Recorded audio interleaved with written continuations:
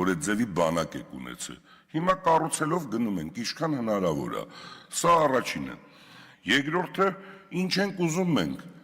Ուզում ենք կրթվեն, որ հասկանան այս գիտակցությամբ, այս ելույթներով, եթե դուք այսօր ունեք X%, մենք կրթելու ենք հասարակությանը, ունենալու ենք ինստիտուցիոնալ պետություն, բոլոր ինստիտուցիոնալ կառույցները աշխատելու են, ձեր տոկոսը ամեն անգամ նվազելու է, որտեղ գալու եք այս կարգի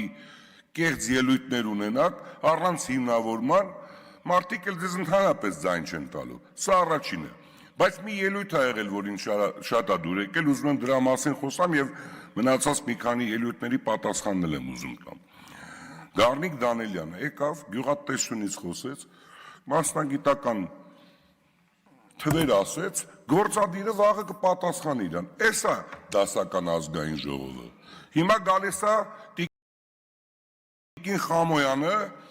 ասում է գիտեք ինչ էսպես ասիք, դուք այնպես գնացիք, եկաք, ուր այդ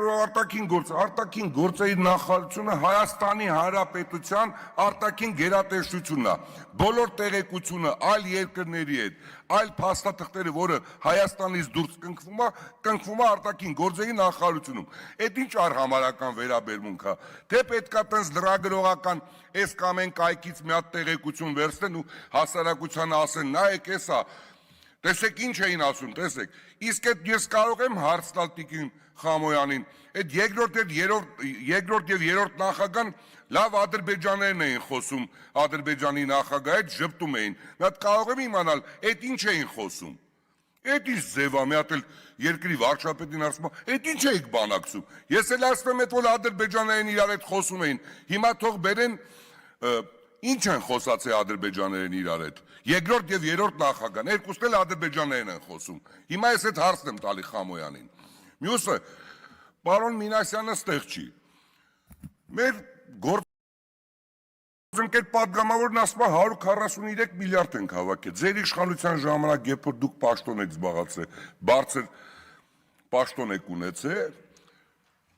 19 միլիարդ է եղել։ 143 միլիարդ։ Բայց չեք ուզում դրա պատասխանը տաք։ Ինչի է եղել 19 միլիարդ, ինչի է հիմա 143։ Այդ 143-ի մեջ մտնում է, որ կերել են թույլ բանակ, վատ կրթություն, վատ առողջապահություն, սոցիալական վճարների ոչ ամբողջական վճար։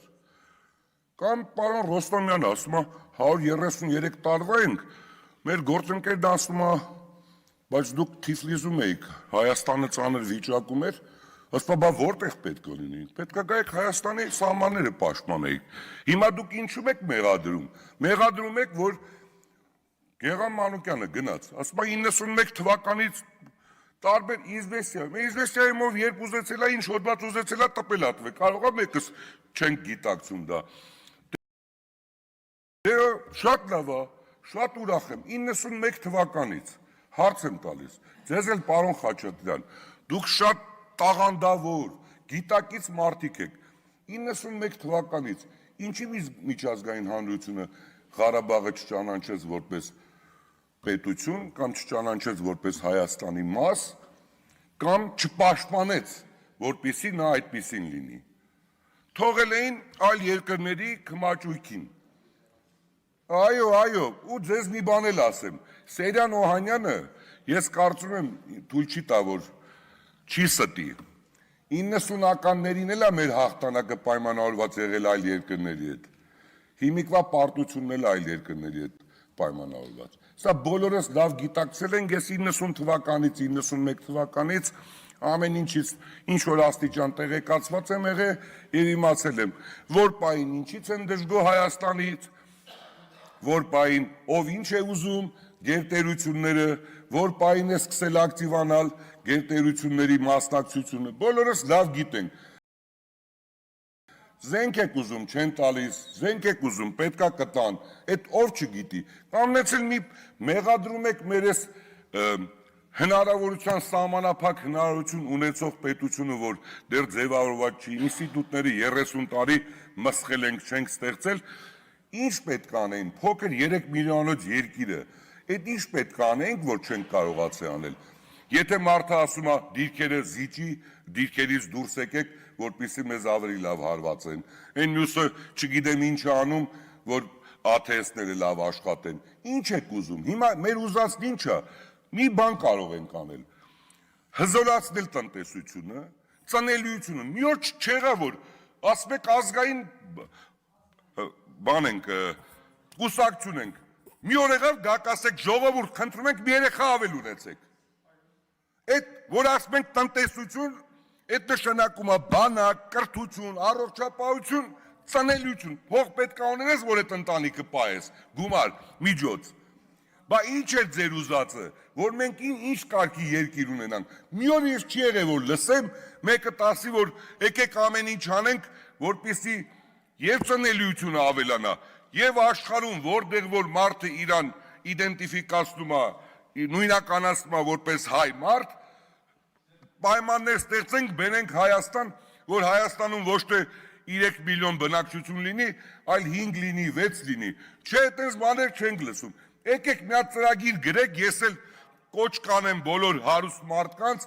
ֆինանսավորենք եւ ինչքան մարդ կա կմասնակցենք։ Ես ձեզ եմ ասում, որպես կուսակցություն, բերեք մի հատ ծրագիր, որով մենք պետք է աշխարհի բոլոր հայությանը բերենք, ով էլ վատ հայերեն է խոսում, այստեղի մեր ուսուցիչներին մենք վճարենք, որպեսզի լավ հայերեն սովորացնեն։ Բերեք ծրագիր բերեք, այդ է ազգային ծրագիրը։ Եթե ուզում ես Հայաստանը հզոր լինի, առաջերտին պետք է ունենաս հզոր տնտեսություն, երկրորդը պետք է բնակչություն ունենաս, որ այդ բնակչությունը սահմանդ պահի, արդյունաբերություն տա, գյուղատնտեսություն զարգացնի։ Ես խնդրում եմ, եկեք փոխենք մեր հարաբերվելու ձևը։ Նախ առաջինը հարգենք։ Հիմա հասկացանք, ասել ենք ժողովրդավարություն, ուզում եք ասեք ինչ, խարոշի տղեկ եք կամ կանայք մեկ-մեկ տենց են իրանց, հասկացանք ժողովրդավարության ժամանակ պետք է լռենք, հարգենք, ասենք ինչ ուզում է թող խոսի, բայց դա չի նշանակում, որ հասարակությունը հենց այդ ձևի ինչ որ դուք ասում եք, այդ ընդունում է։ Հասարակությունը կրթված է, եթե մեկն էլ կրթված չի, մի կրթված մարդու մոտենում ասում այն ինչ էին ասում։ Այլ ասում է գիտես ինչ, 30 տարի իշխանությունը իրանց ձեռքն էր, ոչ մի բան չարեցին, հիմա այս մեր երիտասարդներն են եկել, ուզում են մի բան անեն, չեն թողում։